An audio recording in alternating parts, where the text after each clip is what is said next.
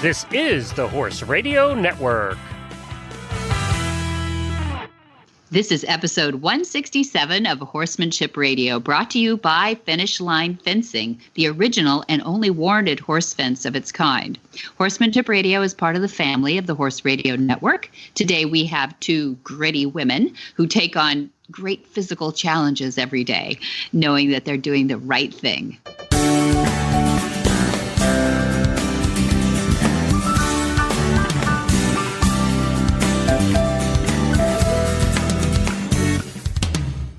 This is Debbie Laux, and you're listening to the Horsemanship Radio. Thanks for joining us. Horsemanship Radio airs on the 1st and the 15th of the month, and I have my producer Jen with me today again. How are you? Woohoo! I'm doing great. How are you, Debbie? I'm good. We had some fun with this episode. I'm really excited to share it with people because they're just two of my favorite things in the world. I mean, one lady does amazing things with horses with her words. She's a writer.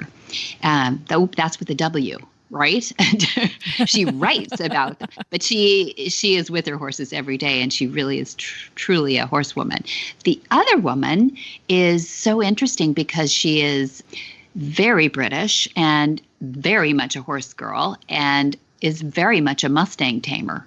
Yeah, this is a fun episode about ladies doing inspiring things within the equestrian community that don't judge a book by its cover.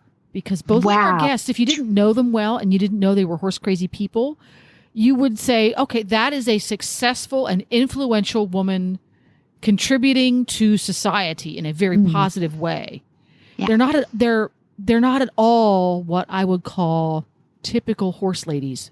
No, not at all. I mean, Sarah lives in downtown New York. Right. Whoops. That's an anomaly right there. Yeah, a little bit of a spoiler, but you'll get it. And but she's got her horses right outside, and yet she is totally a horse girl. Totally a horse. And I don't know what she's doing in New York. Totally immersed in the horseman's and equestrian culture. Yet she has this other life. It's like there's some kind of duality with both of our guests. It's really neat. That's the truth. That's a great word for it. Duality, too, because I think Francesca, a little bit of a spoiler here, too, you would probably guess that the horsiest thing she would be is dressed up at a polo match, maybe. Yes, she looks you can beautiful. Totally see her in the sponsors tent at Burley, or exactly. in the guest box at the Nations Cup. Yes, Newmarket, something like that. She's British. Yeah, that's right. But are we going to surprise you with the real horse girls? They're amazing. You will love them. They'll inspire you too. Yes, they will. And speaking of inspiring, an inspiring product line that we get to learn about here on the show is Finishline Fencing, and we are going to hear from them before our first guest. I'm with Kim and Lisa again from Finishline Fencing, and we were just chatting about some of the things that people have been bragging about on the Finishline Fencing. And I thought, you know what, we should put that all together in one spot. And you just rattle off all the great things that you tell us about Finishline Fencing, like how strong it is and how easy to install. But shoot, you got the floor now. Well, thank you, Debbie. So Finishline is strong. The standard Finishline is 1,250 pounds of tensile strength per strand. Finishline XL is 1,850 pounds of tensile strength per strand. It's very, very easy to install. You can use any type of post, wood, T-post, vinyl, honestly, anything. It's lightweight. Finishline only weighs 24 pounds, and that's 2,000 feet on a spool.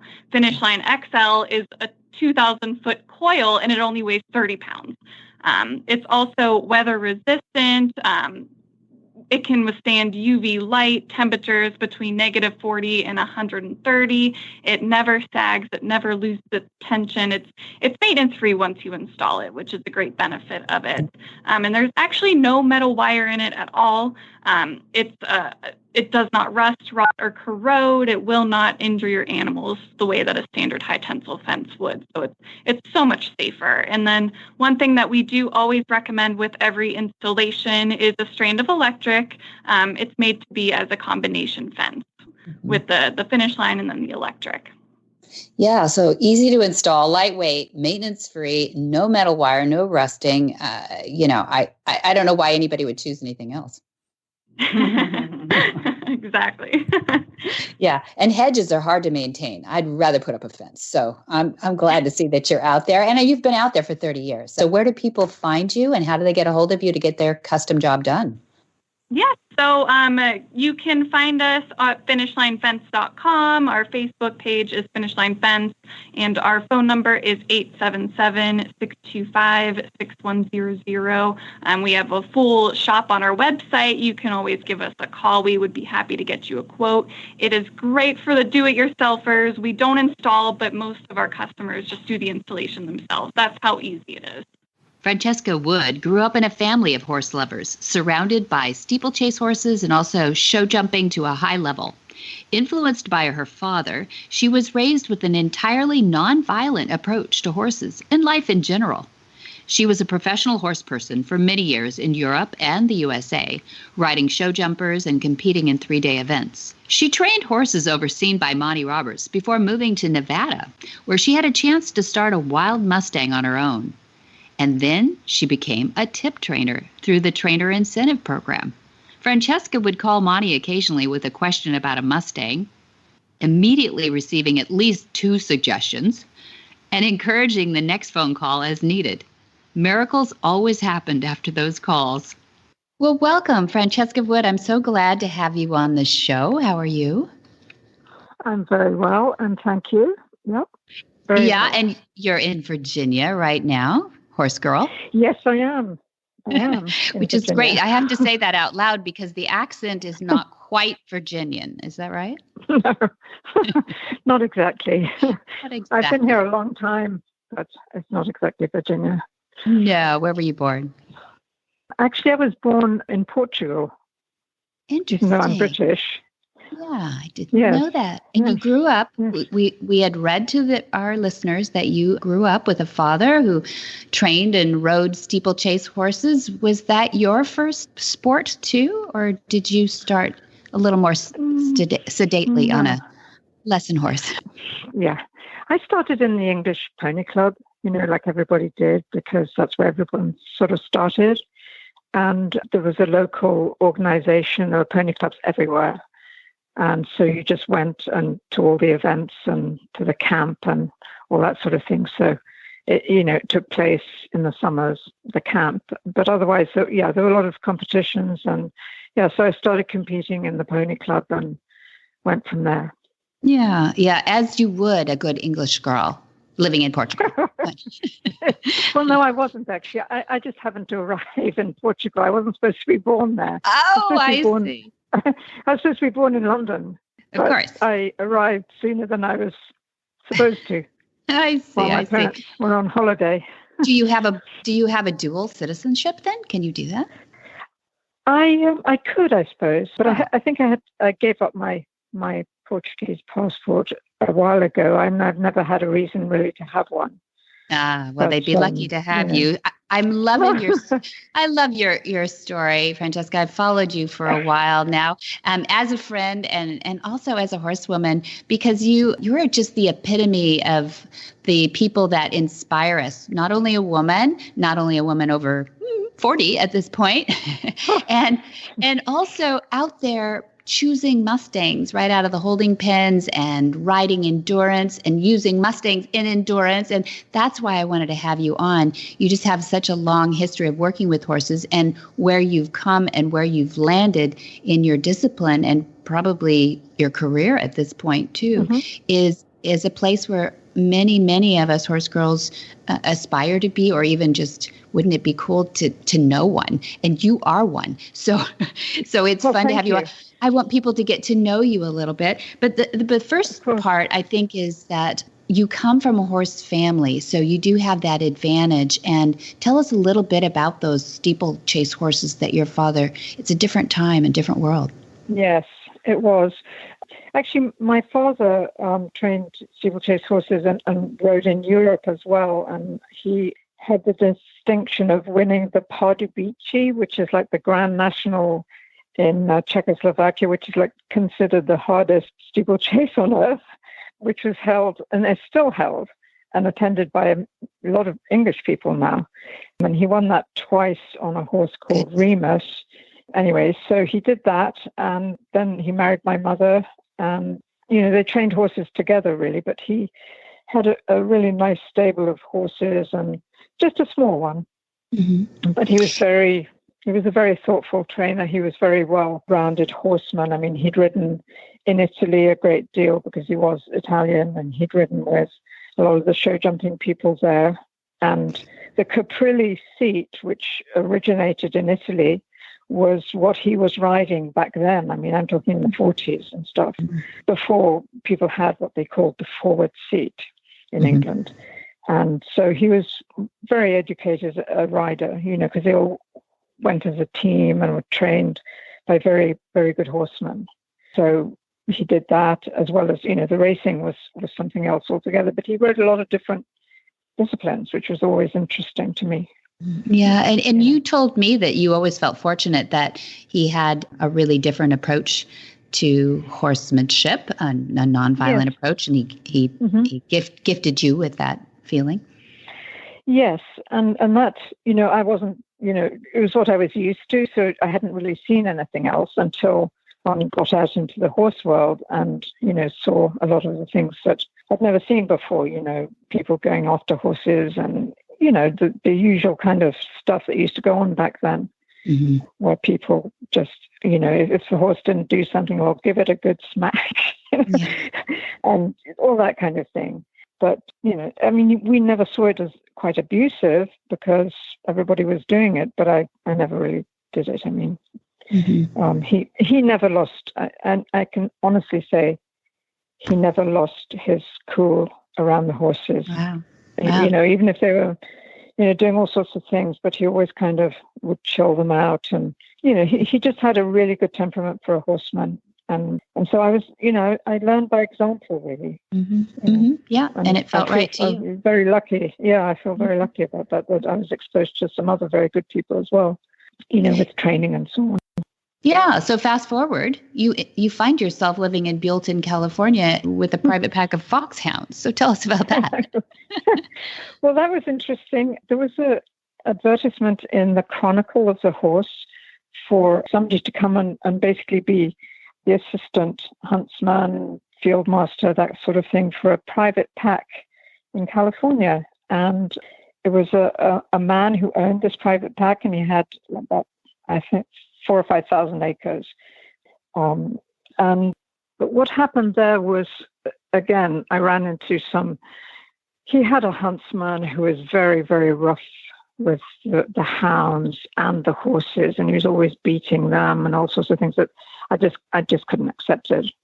He was just awful. And I ended up just saying, look, I'm going to have to report you to the Master of Foxhounds Association. And of course, that didn't make me very popular. I guess, yeah. Not as I quit, but no. Yeah, and also the ASPCA. I mean, it was that bad. They were shooting horses, Oh my gosh, very awful, and tying them up and stuff like that. His huntsman was doing all this, and I said to the man, look, I don't know if you know this, but this is what's going on. He said, I don't care. They're not my horses that he's doing it to. Oh, my goodness. Yeah. See, there we go. So it goes. Yeah, no responsibility. Yeah, and for you to say this, too, I mean, in England, we get the response quite a bit saying, oh, that doesn't happen anymore. That hasn't happened for hundreds of years when people are ignorant. Not true, right? No, not true. And, but he was sort of the typical kind of very moneyed, I think I'll have my own pack of hounds without knowing anything. And so he just decided he was going to get dressed up in a hunting coat and, tell everybody what to do and so on and so forth. So, yeah, it was, and I had to ride all his horses for him. Right. Yeah. So we have to admonish people to check these things out before we uproot and go moving. Yeah. But I'm glad that you ended up in San Ynez Valley, though. I know. Well, that's how I met Monty, was by chance, Yeah. And I was having my hair done in Buellton on a Sunday, and he came in for a haircut. And I recognized something about him because obviously he was very famous in England, I'm like, that's Monty Robbins. I didn't say anything. And then anyway, we struck up a conversation. And I said, well, I'm in rather awful position. I've moved my entire life from Virginia to here. And look, this is what's happened.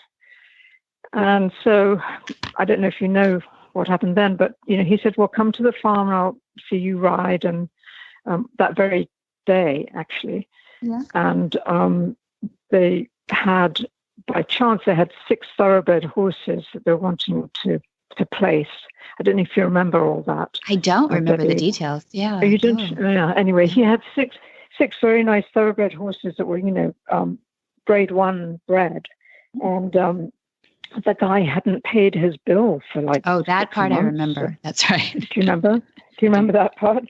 Yeah. So then that's how we started with, I started to ride some of them, and we started a couple as well that hadn't been started at all. And I said, I think I might be able to place them as actually steeplechase horses in Virginia, or hunters, fox hunters. And so, yeah, I did. I mean, I think I sold all 6 of them anyway. I think you did. Mm-hmm. I think there were 8, to Virginia. And so that's how it all really started. And then I started obviously being very interested in everything that Monty was doing. And I started with the courses, but I was still riding and stuff at that point with him, for and around those young ones. And then actually my daughter ended up with one of them, which was a lovely mare. That was just a wonderful horse. And, well bred and everything. Yeah. Very, very well bred. Beautiful horses. Yeah. Yeah. Crazy man who got into the business at the wrong time or for the wrong reasons, I guess. But yes, exactly. I think that's what happened. Had happened. And it happens. Did have nice horses.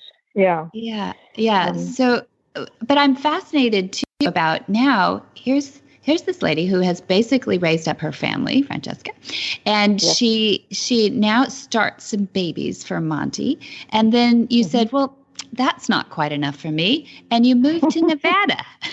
I know. Well, I know. The thing was that I'd done, I didn't do the advanced course, but I did the others, long lining, join up, all those ones. And I just became more and more interested, obviously, in Monty's way. And I was fascinated by the Mustang language that he'd spoken of, and, that whole way of being with the horses. And I just thought, well, I have a chance to be on a farm up there, and it happens to be next to the Mustang pens. I'm going to see what I can do, if I can even use any of this that I've learned from Monty already. And, just get at least one Mustang for $125. Yeah. And so I picked her out of a big field, a big pen, probably 300 horses. So, just sort of went from there. But at that point, Monty had said that he wanted us to go away, film everything. Remember that? When he used to ask us to videotape it, everything, the good and the bad and the ugly. Yes. And we were working with these horses. So I was doing that as well, just for my own edification, even though I wasn't doing an advanced course, obviously, but I had to have this job. But so it really morphed from there. But I'd been so impressed by everything at Flag Is Up. I was just, it was like entering another world. Very kind. And no, I mean, it's just really, and I'd worked with a lot of very good riders and people and so on, but this was new. New. I've heard about it. Oh, thank you. But I've been fascinated by, every once in a while you'll call me up or we'll be on Messenger or something. And you tell me about, choosing a horse this time, or how you've gone through this. So tell us, what have you done you trot over to the holding pens? Tell us that experience. Tell us what you think about how you pick your horses. And Well, first you're introduced to the wranglers, and they say, well, take a look. So I started to take a look at, I actually wanted a mare because I like mares. And so I just hung out at the pen and looked at all these different ones. And then I asked the guy if we could drive in there, because it was very difficult to get them to trot away from you and come back to you, because I wanted to see what sort of moving athletic types that were out there.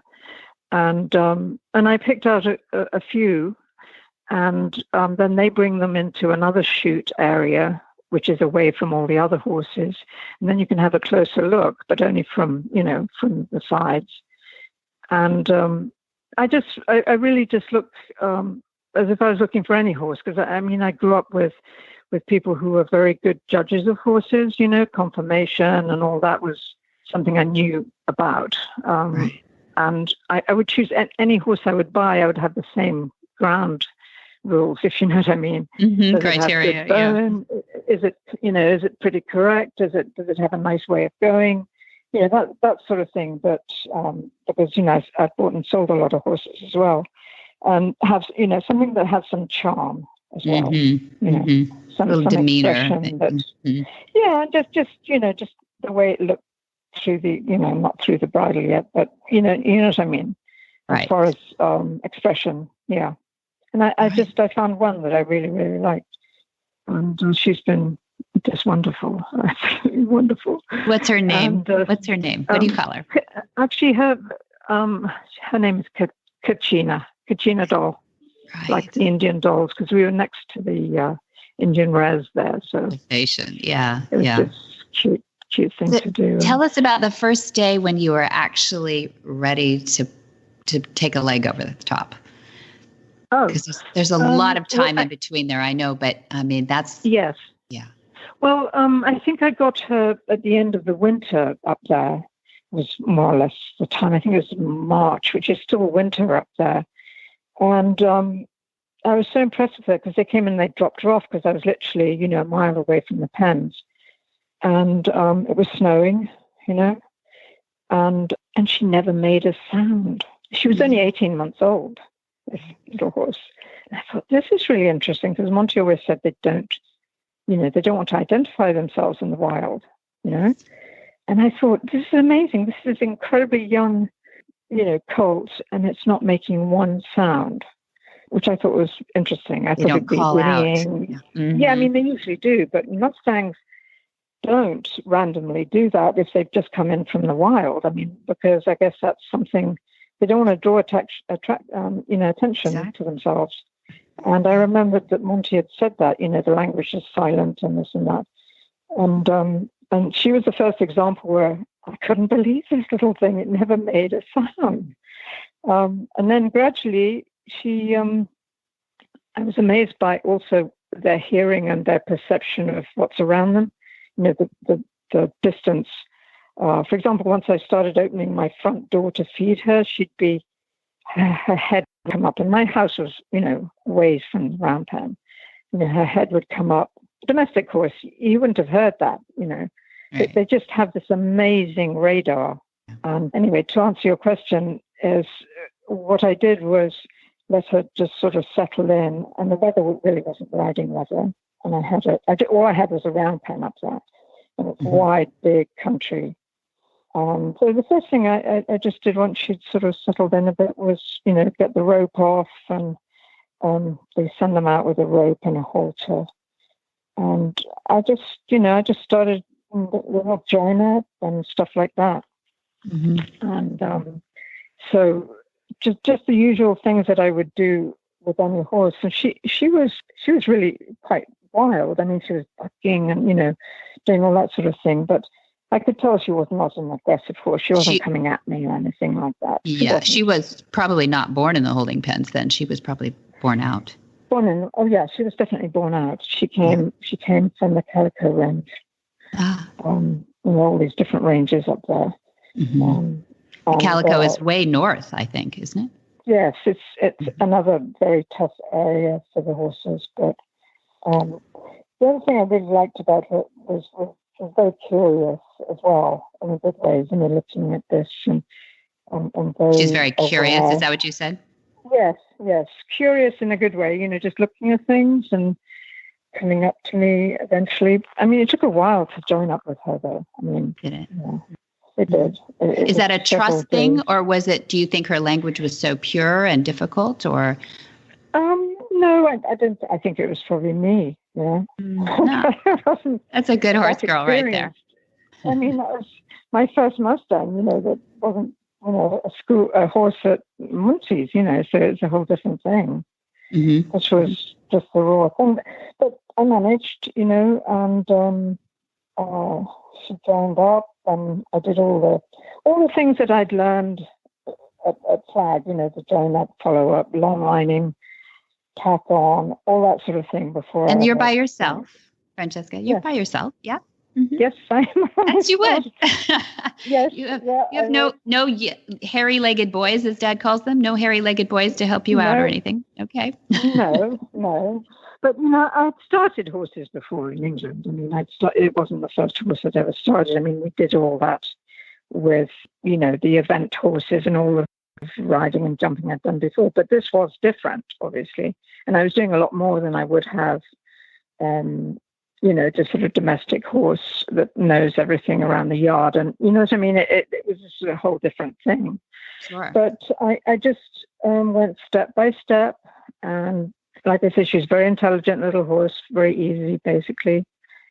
And then eventually I got on her. But I did the top, I did all the standing still, everything that I knew that I needed to cover with a wild horse. But it wasn't on the... Yeah, I mean, it was like this. I hadn't done that before, obviously, so that was a bit of a rolling of the dice. But I thought, she didn't give me the feeling that she was going to explode or anything, because I'd really covered all the bases, and she didn't seem like a complicated horse, So, so then I slung a polo saddle on her and one of Monty's bits, and just a plain. Bridle and all that after I'd done all the long lining. And I got on her and she was like, okay, fine. I got on from a mounting block, which I like to do to begin with. And went around, and then I thought, for 2-3 days I did that. And then I thought, well, we've got to get out of this round pen at some point. That was actually the biggest leap of faith. I imagine. I mean, how many miles could she go? Yeah. And actually, that's another whole story. But I didn't fall off her one day, but one day after she'd been with us for a while, a whole lot of Mustangs came through because we were really in the sticks, and she thought, oh, I think I'm going to go with them for the day. She jumped out over a huge fence in her turnout blanket. And she was gone for 2 days. Oh, my gosh. 2 days. And I'm like, it was still pretty cold. Oh, good. I mean, we had snow in June up there where I was. In northern Nevada, Yeah. So not that far from Elkton and places. And so she had this light blanket. It wasn't a big one, but so I went to all the sort of neighbors, who was about 3 of them only, in the valley. I said, have you seen this horse? And, oh, yeah, we saw a group of Mustangs, but there was one with a blanket on it. Anyway, she went with them all for a couple of days, over really rocky, just the usual stuff that they have to go through. And she came back. She came back. And I thought, wow, I thought that's the last I'd see of her. Why would she come back, type of thing. So that was made me very happy. Oh, yes. Because why did she come back? Because she loved you and she trusted you and you fed her. So, well, I think it had actually really only to do with the fact that, she said, being fed twice a day. I think I'll just go back smart there. Too. She's very food-oriented. Like she a lot would of not have gone back if you had maltreated her, though. So that's I guess I wouldn't. But she was, I think I'm going to go with this, the certainty here, and she just trotted into the yard, it was wide open. She trotted up towards the house. She knew where she was exactly. Yeah, of course. It's like a movie. They know exactly where like they are. Yeah. Lassie or a snowy river. It's right. Yeah. I mean, she'd actually covered. She'd been seen 35 miles from us. Wow. With a group. Well, tell us about. Speaking of 35 miles, tell us now about Mustangs and endurance, because to me, this is a logical extension of your story, and it's fascinating. Yes. Well, to be fair, there was one person about 20 years ago, Naomi, I forgot her second name, but she had a Mustang. She was the first person ever to have a Mustang in the Tevis, which is the hardest race. It's not race, hardest endurance ride in the world, apparently.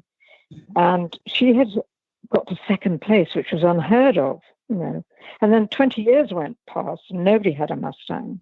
Mm-hmm. And then when I started doing the Mustangs, actually nobody seemed to have a Mustang either. But suddenly one guy in California got 2 or 3, and he made his mark doing this pioneer ride where you have to, it was 50 miles and you go with nothing extra, just what you would do on a 50-mile ride, take with you only those things, no crew stopping to help you or giving water or any of that stuff. And he won it on one of these Mustangs that he got from the pens, different pens, but in California. Yeah. And people started to think, oh, well, that's interesting. And then he got a few more. And then Tom Johnson saw mine. He couldn't believe she was a Mustang, because she's actually quite fine looking, not heavy. I mean, she's got decent bone, but not the sort of bone that some of them have. And she was like, oh, this is amazing, And I don't know, it's sort of a trickle of it started to happen. And this guy finally got a couple of these Mustangs to the Tevis Trail itself and completed and ended up in the top 10 with both horses. 2 Mustangs in the top 10 of the Tevis. Huh. Yes. Exactly. Yeah, I think he had a... Yeah. Yeah, go ahead. He had a girl ride the other one, so they did it together. And then I think I told you they have this best condition competition at the Tevis, which, as you said, is considered almost as important as winning it, because if you can get a horse 100 miles through the Sierra Nevada, it isn't just trotting down the road for 100 miles. I mean, they've been tested in every possible way. Exactly. And doesn't it make sense? I mean, Arabs have always been known to be the endurance horse for all the reasons, where they come from, where, how they're bred, all those things. But it does make sense that a Mustang has all those attributes, and then here they are just out of the desert. It's not, 15th generation now. Yeah. No. And but what is interesting as well is they've got fantastic feet. They've got a really good conformation, and their foot is a very good foot. If they've survived out there in the wilderness, literally on all those rocks and stuff, right? If they didn't have good feet, they would just die, right? Because they just keep moving. Those horses slowly across the landscape every day to get food. And it's the attributes. It's the attributes of Mustangs that I think people are starting to get onto. These, they're generous, they're intelligent, they're survivors, they obviously have good feet and they live on air, right? Yes. So how do you keep the conditioning on your endurance horses? What is it that you do differently than you would do with a Mustang normally? Well, she wants to be a little bit on the pudgy side. Pudgy, okay. Pudgy, fat, whatever you want to call it. But she's always, I developed her into a very strong horse by doing all this long walking up and down the mountains up in Nevada, just walking and walking and walking up and down. And you have to get a base on a horse before you could ever really do an endurance ride. You need a base of, at least, many miles as you can. Slow, long days, just doing that. So they get a good base and their tendons harden up. Everything starts to really develop, and they start to get muscle. It's very similar really to the way I would have prepared a 3-day event horse, but I'd be just going further. And aerobically as well, that is really important to get that, them climbing up the hills and not getting too blown out. All the sort of things that, like I said, I would have prepared a 3-day horse with. I mean, the same kind of thing. But a lot of people, they don't want to do that. It's too walking. That's too much of a pain. But it's the only way. Mm-hmm. Yeah, and but I was lucky. I had BLM land right there, so I could go for miles and miles as time went on. And she was always extremely bold across, streams or rocks, or she had all the qualities of a nice horse that I ever wanted. It bold, just I was riding her on the buckle, just easy, never turned her head away from anything. Mm-hmm. I hope this encourages people to go to the pens and do what you did and choose horses and take them home from those. And whether you want to do a 100-mile race like the Devis, or if you just want to have a great trail horse. Yeah, absolutely. They're wonderful for any kind of a trail thing. They're never going to be as fast. I think I mentioned that. They're never obviously going to have the speed of an Arab that can maintain that for long distances. Mm-hmm. But they take much less out of themselves than an Arab does. At the end of the day, they do conserve their energy. You can count on, once you have them in a good rhythm, and you find the pace that you want your horse to be going at to get to the checkpoints within a certain time, to the vet and all that kind of thing. You can just keep on the same sort of rhythm, not stopping and starting. Some of the Arabs, they're like spoofing at this. You know what I mean? They're taking more out of themselves, especially at the beginning of these rides. They're just charging along. Yes, I agree. No Mustang would do that. Yeah. No, I can't even picture it. Yeah. Can people follow you? Do you have a Facebook page where people can follow your story, Francesca? Yes, I do have a Facebook page. Yeah, and follow you. I've got loads of. Yes, I've got lots of pictures in there. I think the trouble, to be honest, about people going to the pens for endurance horses is that the kind of riders in endurance are very amateur. I mean, I hate to say this, but they're not good, good riders. I mean, they're, champions of weekend warrior types. You know what I mean? Weekend warriors, Yeah, but they a lot of them have jobs that they're doing all week, and this is a wonderful way for them to go out and ride. I mean, there are some hardened horsemen out there, but there's an awful lot who really don't know anything. And the thought of having a Mustang out of the pens, they probably wouldn't even know how to choose one. But what they're doing now, because there's lots of Mustang pages on Facebook, is they're saying, "Oh, I'm looking for a Mustang. It must be started, must be this, must be that." And so they want one that's made up, obviously. Mm-hmm. And they are selling a lot. Mm-hmm. But you've got to get a good trainer for that. So that's why I encourage people to talk to Francesca about this. And some of the top trainers and those that will treat horses well. And so I hope people will take that process very seriously. Yes. And your family is iconic, really, in horsemanship. And I'd be remiss not to mention Isabella, your daughter, and Izzy, who is just a great polo professional now, who went to UV and played with the best. And is she in Argentina now, did you say? Or headed that way? Not yet. She's not allowed to go down there yet. But good point. That's true. At UVA, she went to that university, and they won 2 years in a row of the college championships. She's absolutely amazing. Yeah, we have on our Monty Roberts University, we have a few lessons with Isabella on there. People can go on there and look at the lessons. She has a cute little polo pony who couldn't be caught, but is eventually. We learn how.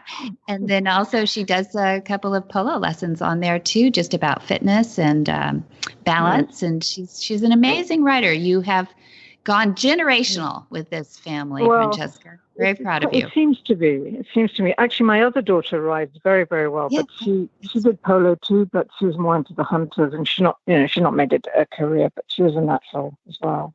All good. All good. I love what you're doing to inspire us to be better with our horses. Thank you. You absolutely do. And I hope we will have you back so that we can talk a little bit more about what you're doing in the endurance in Virginia and how people can follow you along. Yes. And I would love to have anybody, if they want to have help choosing, going to the pens, that's what I would recommend.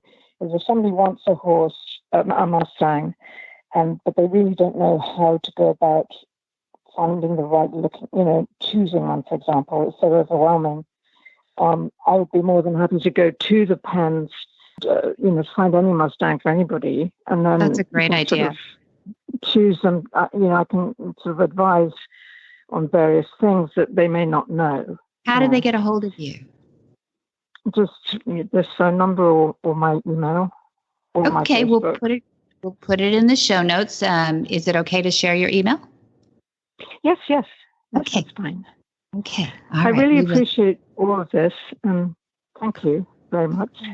Happy to have you on and have you back. Hi, Debbie. I just had to write and tell you how much I'm enjoying Monty's podcast on Horsemanship Radio. You and Monty and your podcast guests are my company every evening while I'm feeding, cleaning, and finishing up barn chores for the day. I especially enjoyed the recent podcast 158 because so many of the guys that Monty talked about, and especially Greg Ward, were heroes of mine when I was growing up. It was really fun to be a fly on the wall listening to Monty recount all those stories. And I also enjoyed his discussion with Tanya Johnston about the deer and Thigmotaxis. Thanks for all the great information you and your dad are spreading throughout the world. And thanks for making the time doing my barn chores no chore at all. All the best, Nan Meek. Sarah Maslin Nir is a staff reporter for the New York Times. Nir was a finalist for the 2016 Pulitzer Prize Unvarnished. Her more than year-long investigation into New York's nail salon industry that documented the exploitive labor practices and health issues that manicurists face. Before becoming a staff reporter, she freelanced for 11 sections of the newspaper, traveling to the Alaskan wilderness in search of people who prefer to live in isolation and to post-earthquake Haiti. She began as a New York Times nightlife columnist, covering 252 parties in 18 months. And then she continued her career that has taken her from covering kidnappings to terrorists in Benin, West Africa, to wildfires in California, and everything in between. She was born and raised as a Manhattanite, and she earned a master's degree from Columbia Graduate School in journalism, and she graduated from Columbia, where she studied politics and philosophy. Wow. She is the author of Horse Crazy. She loves horses. Well, welcome. I've got Sarah Nir and Monty Roberts on the line, two of my favorite people now, too. You guys are hot, hot, hot. As New York Times gossip is talking about this article that was just in the New York Times, Sarah. And, I know that you wrote a book, but it's a bit of a disconnect between the article and the book, Horse Crazy. And I thought we would start with the article a little bit and tell people then eventually why they should buy Horse Crazy. And where are you right now? Well, if you heard that clip clopping go past me, I'm actually at a horse show. I have a little bit of a vacation to work on my book, and it just came out, Horse Crazy, the story of a woman and a world in love with an animal, which chronicles my travels as a New York Times reporter all over the world. When I'm done, I put away my notebook officially, and I whip out there and report the stories of horses.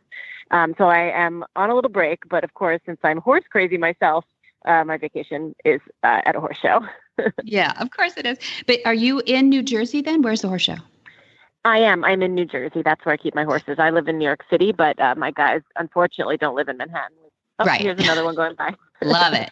I love the sound effects. This is it's not unusual that we have somebody that's near horses, but it's often unusual they're watching their horses perform out there while talking to us. So thank you.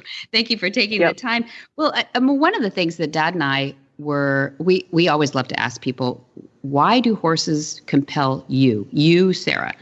What is it that we're enchanted with? Sure. So the article you're referring to is an excerpt of a chapter in my book, which actually concerns your father. I wanted to understand exactly that question. Why are horses so deeply compelling to me? Why have they been this talisman since I'm 2 years old and I've returned to them? And so I called your dad out of the blue, and he was kind enough to speak with me, to ask him how do horses speak to each other? And in understanding that, I thought I would understand how they speak to me. And one of the things I grappled with in my life was I was the victim of a robbery in my New York City apartment where a man came through my window and actually stabbed me. I survived, as you can tell, but for a while, my sense of safety and my place in the world didn't survive. And I realized through your father's work, Monty, through your work, a prey creature. I became hyper attuned to the world. And Monty, it'd be great if you would speak a little bit about your understanding of the horses as a prey creature through that little deer you had, Benediction, which is the name of my chapter in my book. Wow. Yeah, the name Benediction is a bit of a situation that I went through to say to Her Majesty Queen Elizabeth II, who actually named him Benediction. I said, but he's a little humorous animal. I love him to death, but Benediction is a big, heavy name.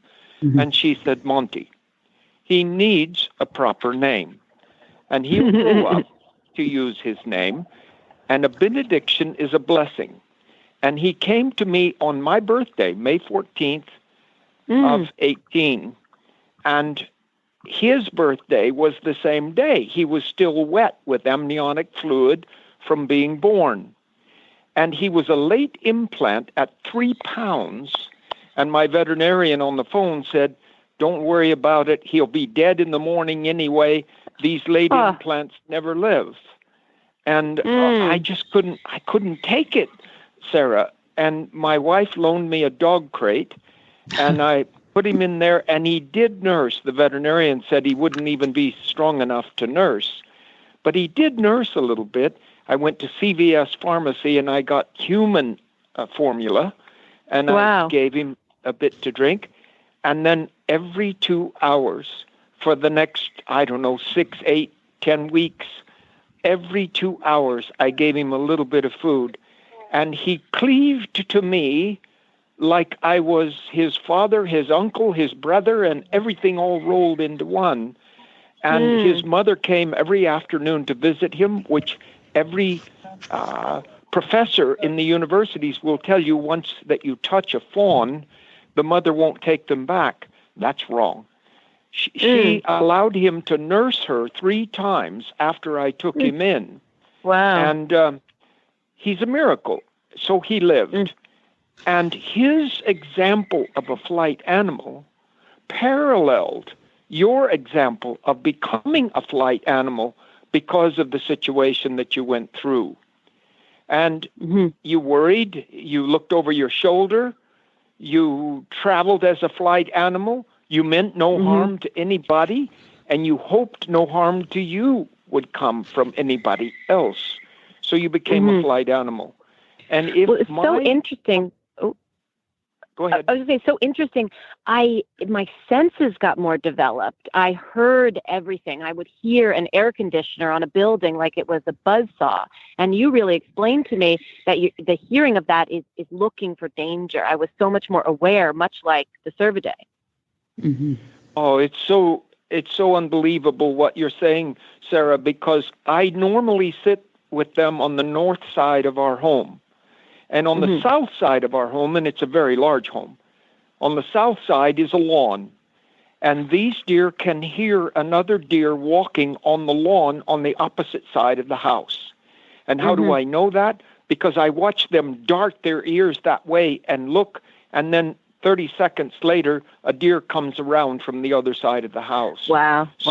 So you were a flight animal in every sense of the word. And I can tell you that you went through that course not wanting to harm anybody else, but to simply be in a safe place. It was really interesting.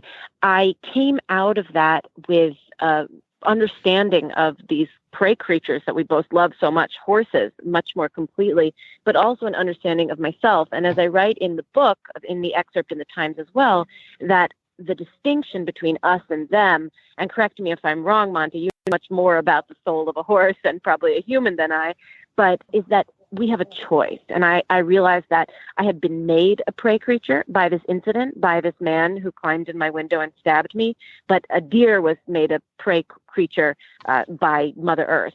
And that understanding that I had a choice, unlike a fawn or a foal, to live that way or not, really helped free me. But so did being around horses. Horses communicate in silence with each other through equus, through a language of gestures, as you call it, and you named it, defined it. And realizing that there was a quiet place to be where I could be heard, so to speak, around them also freed me. This is so incredibly encouraging, because now I have the next generation, that's you, able to help the following generation to you with these experiences. And I had 72 prepubescent fractures, all by a father. And so I was a prey animal. I was a flight animal. And you and I share that. And hopefully nobody else will ever share that for the rest of time, but they will. Really interestingly, in my work, it's very compelling to me that you call yourself the man who listens to horses, which is a distinction from a horse whisperer, right? That's a person who speaks to horses. And as a journalist, it's my job to listen deeply. I always say in journalism, it's not a conversation I'm having. That's a different thing. You know, it's almost an absorbing, or you could even say a taking a story from someone else. And I think that ability to listen deeply to horses is what separates the rider from the horseman or horsewoman. I think they're two different things. And I think it's really a message that you've put out in the world, Monty, that can't go away. You've changed how people approach these animals. You have no idea how good that makes me feel, because when my first, what do you call the people that put out the book? Publisher? When my first publishers paid their money to me to own the book, they told me they were going to have to call it The Man Who Talks to Horses, because people would not understand a man listening to horses. And I said, no, I will do everything I can to cancel our contract unless it's listened, because listening is the best part of communication. And unless my book is called Listening, I don't want to do it. And so they changed, and they called it The Man Who Listens to Horses. That has been the project of my life, to follow your teaching with these animals. You know, because when I was a young woman, and I write this in the book, I felt very out of place in that world. You know, you're the son of a cowboy, I'm a daughter of an immigrant Holocaust survivor. I'm Jewish, and I felt these unwritten messages or unspoken messages that this wasn't my world. And so I sort of blindly followed orders. Who was I to know what was best for a horse? I'm this outsider. I don't deserve to be here. And I write in the book that my early trainer instructed me to remove the water bucket from my horse's stall the night before a competition, and we wouldn't get the water for 24 hours. And I cannot believe, Monty, I think back that this horse tried her heart out for me, and I, as 13 years old, you know, prevented her from slaking her thirst. And it has really been the project of my life to listen to myself and to listen to the horses. That is so great. And I just want you to know, maybe you haven't read about it, but the first horse that ever did a join-up with me was called the No-Name Mustang, because he was with a group of Mustangs, and he was with a group of Mustangs, and he showed me some things, and I kept doing what he told me to do. And he joined up and followed me around, a completely wild horse. And I stopped with tears running down my cheeks. And I said, who is going to apologize to this species for what we've done to them for 6,000 years? They don't need it. It isn't what we need to do. And can you imagine me going back to the group of cowboys that I lived with and telling them you don't have to be violent to break a horse? And the word that's break. Why you got so much flack. Yeah, the word break. And interestingly, you weren't saying anything other than the best practices that have been around for millennia, but ignored. I write in my book about Xenophon, the 350 BCE Greek horse trainer, who says essentially what you said: a great horseman can make a good horseman can make a horse do it, but a great horseman can make a horse perform on its own and out of its own willingness. And yet somehow the violence. We threw all that away. We threw it away. Wild to me, yeah. Well, really interestingly, in my book, I traveled to India and I rode these Marwari horses. They have these curlicue ears that meet at the top of their head, and they are just so charming. They look like Dr. Seuss characters. Yeah. And a woman inserted herself into the Indian way of breaking and training these horses, Francesca Kelly. I write about her in my book, an English socialite. And she changed that approach. And yet she did it with a type of aggression, not encouraging that community, but telling them what to do, and ended up through a series of strange missteps, leading the the Indian government to ban the export of those horses. So nobody can get a Indian Marwari out of India because of this woman. Incidentally, I met her on her island paradise in Martha's Vineyard, where she has 12 Marwaris. Spoiler alert, she's been smuggling their semen and creating an illegal herd outside of India. But it's interesting that you have to also encourage humans to be their best. That's my point. It's not about telling either horses or humans. It's about showing and about being a better model in the world. Very good. Yeah, Sarah, you're your right. dad features so prominently in this too, and I think he was a great influence on you. I love that he brings the Polish horse history. I love that you have that in the book. You teach us a lot in the book about that too. And with your dad's side of the family, and the Holocaust story, his surviving the Holocaust, how it shaped your family, was so interesting how he used horses to show the strength of that. Do you think that this book is like an interpretation of your dad's life story? Because you said, I present it, or his quote is, I present it as a psychological victory, his life. And I thought, your book is like a psychological victory. Yeah. It's funny you say that. I had a friend of the family say that if they were to give a subtitle to my book, it would be Hitler's Worst Nightmare, because here is somebody whose family that Hitler tried to erase from this planet, who has now stepped into the world in a wider way, asserted themselves, and tried to make the world a better place, which is exactly what Hitler was trying to, the opposite of what he was trying to accomplish by murdering my grandfather and trying to kill my father. And my father was such a model to me because he had a life message, and I think you'll really like this, Monty.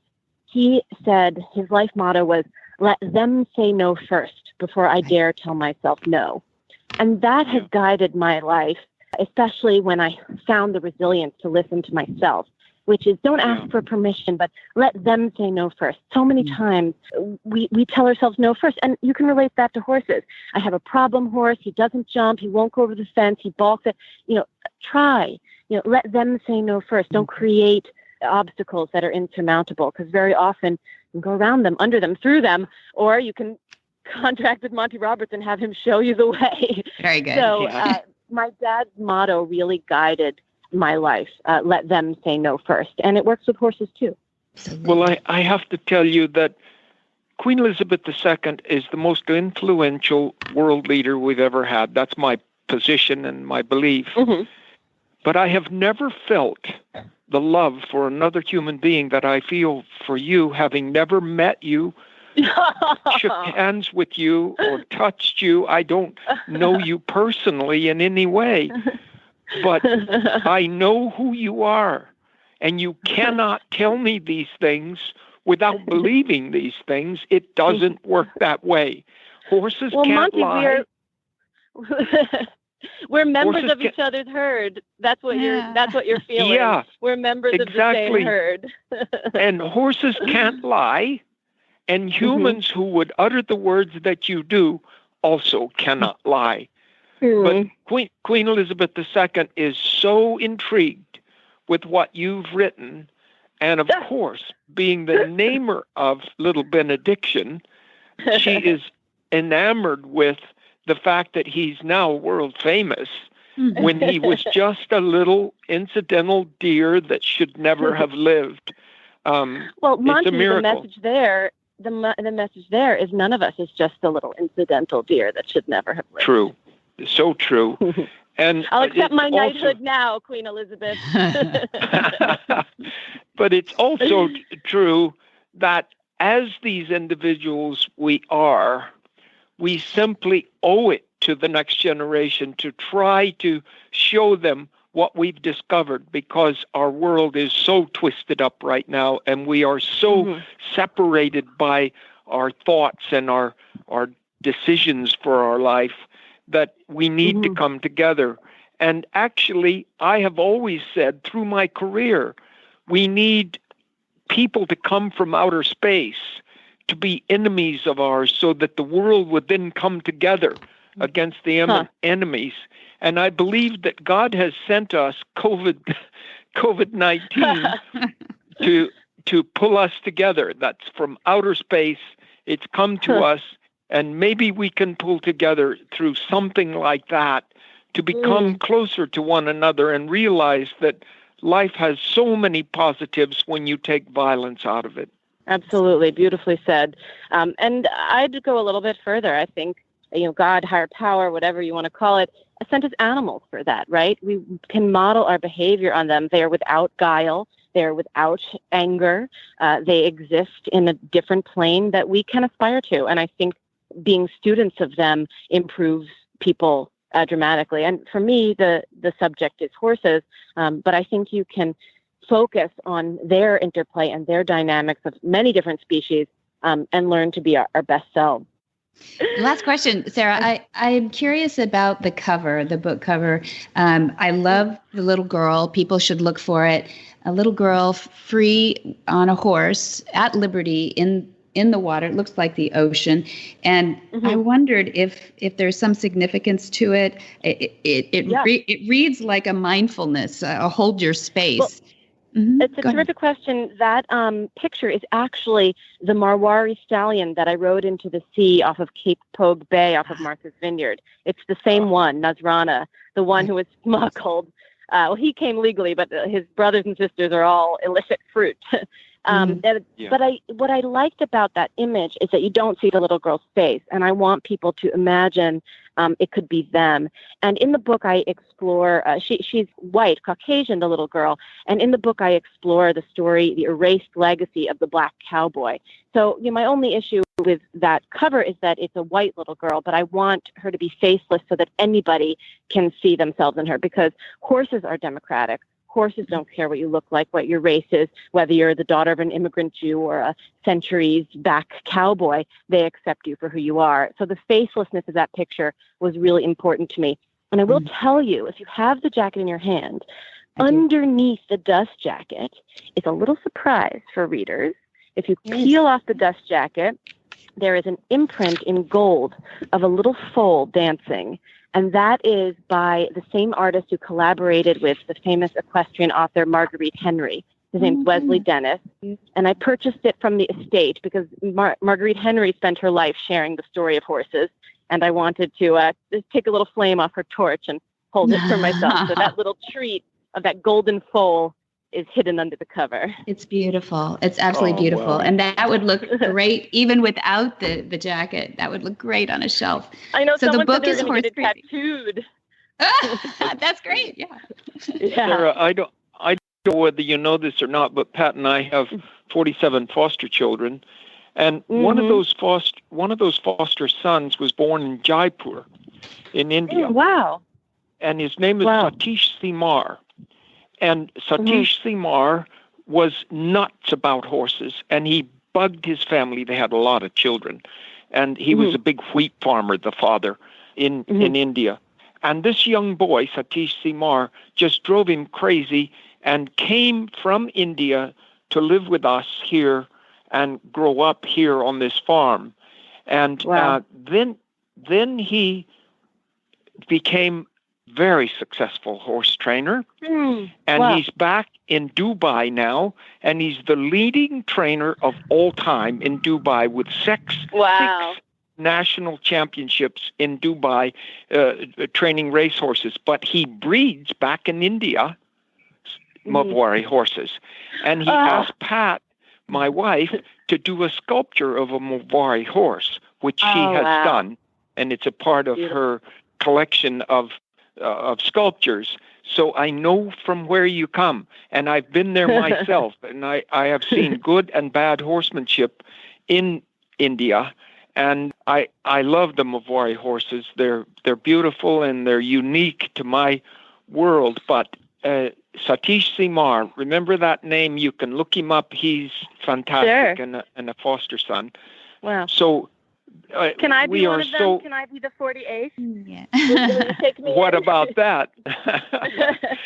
You're an easy keeper. You're an easy keeper. Okay, good. Yeah. Well, this has been totally terrific. Yeah. Thank you for joining us. Sarah, yeah. I want to make it clear to all the listeners, and we apparently have a lot of them with this thing that my daughter does, Debbie. Hi.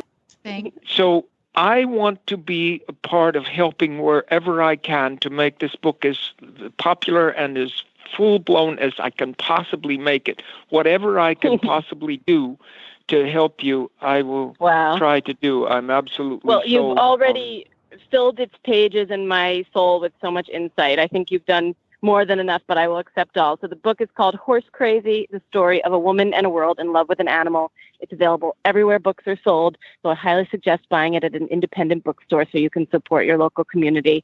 And you can follow me on Instagram at Horse Crazy the Book, and it's me running it, so I often respond to people directly. But it's out in the world, galloping around. Yeah, good job. Well, thank you so much for allowing us to be part of that. Thank you for everything as well, both of you, to your whole family, and the horses and deer included. Whisper the language of the herd. Listen, you don't have to say a word. It's time for Jamie Jennings to fetch an email from Monty Roberts' inbox and share a morsel of Monty's wisdom in a little segment we like to call Ask Monty. Leave this world a better place than mine. The magic in the language. Dear Monty, I'm attempting to separate my gelding from his stablemate. He has severe separation anxiety. What do you suggest? Monty's answer. Dear Roxanne, don't leave him alone. My best advice is to take him to a neighbor's place where they have a safe holding facility and leave him near other horses to begin the process of separation. If it is absolutely necessary to leave him alone, he must be left in the safest possible stable and do that only if there is no other alternative. Separation anxiety is rapidly becoming one of the most important remedial problems of our time. I suppose with properties becoming smaller and horses being kept in close proximity, this bonding process is becoming more and more pervasive. Horses are herd animals. They rely upon the presence of other familiar animals to feel safe. It might be a goat or a sheep, cat or dog. People can even be a calming influence if the horse regards the person as a friend. There's a lesson in this somewhere. Read my textbook From My Hands to Yours, as it will expand on many details that I'm not able to include in this question and answer format. Please read Chapter 10, page 178, containing details on separation anxiety. For more of these insights into good horsemanship, go to MontyRoberts.com and click on the words Ask Monty at the bottom of the page. What in the wide world of sports is going on here? Where in the world is Monty Roberts?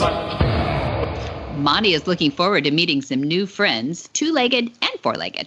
October 12th through 16, we have upcoming the Monty Special Training. And then we have another Horse Sense and Healing, October 23 through 25, and November 13 through 15, and December 4 through 6.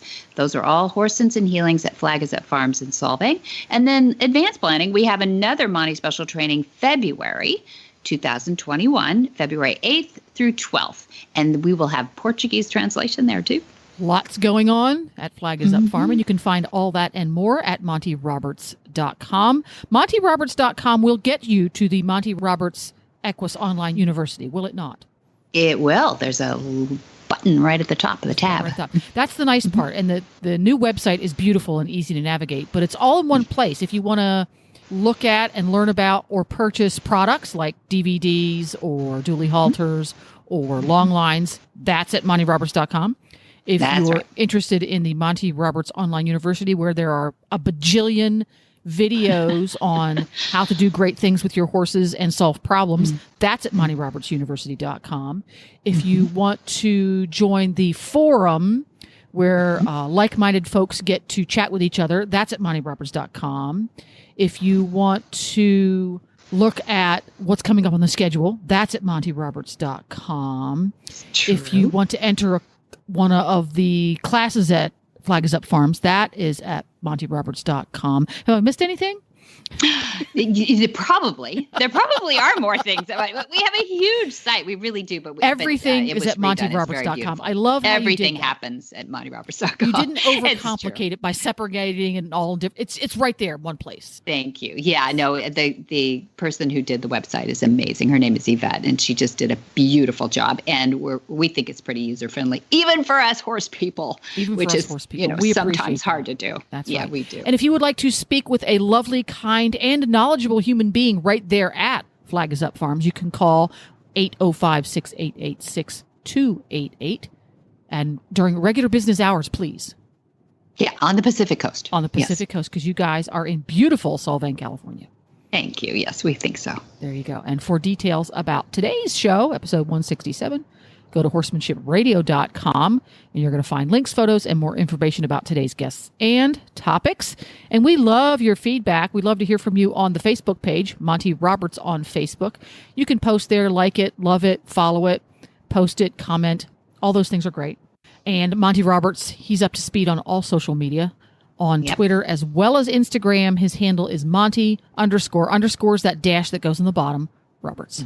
Yep. That's right. And don't forget about the app, because that's my favorite part. That's the app, the favorite part. Horse Radio Network has its own app so that you can pick and choose which shows that you subscribe to. In other words, when you subscribe, that means they automatically download to your phone and you don't have to go fussing with it. You can do it one show at a time. You can pick one show, 5 shows, 10 shows, because we have 17. Or you can hit the all button, and it's available for Android and iPhone. Just go to your app store. Yeah, it's great. And you can stream it too. You don't actually have to download them. Some people do. If they don't have internet at the barn or something like that, then they do want to download them, and then, you're going to fill up your phone. So go ahead and delete them after you've downloaded them if you don't want to keep them. Fill up your phone if anybody's worried about that. But you can stream. If you're anywhere near a Wi-Fi or even on my cell, I can stream it too. So then I listen and it goes away. It's really cool. And you can also do it via any podcatching device. You can do it iTunes. You can do it with Spotify. Right. All those guys out there, if that's what you already have on your phone, use it. Mm-hmm. And if you're listening to this, you probably accomplished that. But you got to help your other friends too, right? That's right. Help them. So many thanks to our sponsors too, who help us. And that's Finishline Fencing and Monty Roberts University. And, the Horse Radio Network helps us get all this done. I appreciate it. Be sure to visit all the other great shows at Horse Radio Network at www.horseradionetwork.com. Until next time, have many happy horse hours.